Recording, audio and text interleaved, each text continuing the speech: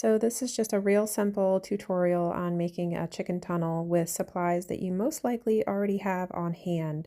I couldn't find any tutorials online that helped me, so I thought I would make one. So I started out with 3 foot tall by 30 feet long of wire fencing that I had a roll left over from another project.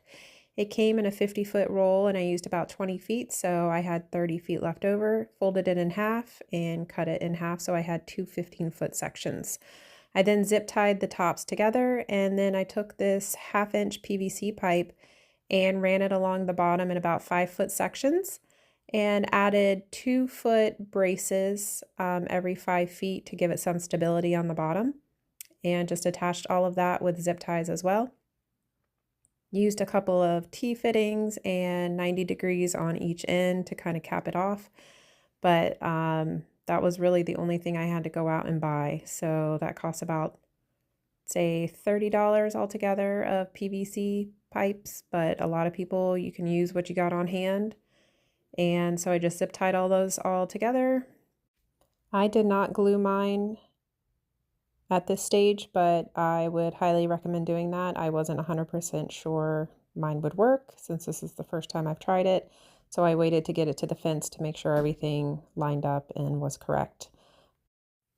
Again, I am using stuff that I had on hand. So what I had was some wire mesh left over from when I made sure that the chicken coop windows were predator proof. So that's what I'm going to use on this end to cap it off.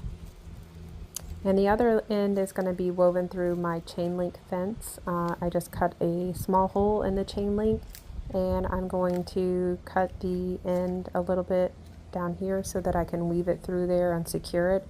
And then later on I'm going to add a little door so that we can close it off at night to keep it really predator proof. But the chickens do have a closed chicken coop that they live in. So here I am just gluing it. Like I said, do that before. Do as I say, not as I do. But I just wasn't sure if it would work. So glued everything on once I got it over there, made sure it lined up right and it was going to work. And then once I got it all glued, I just stuck it up against the fence and cut a little more length so I could weave it through there.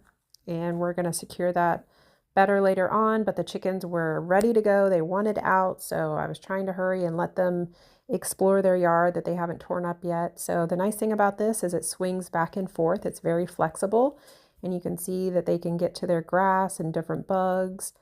And here's the end cap that I was telling you about. I just cut it with a grinder and attached it with zip ties.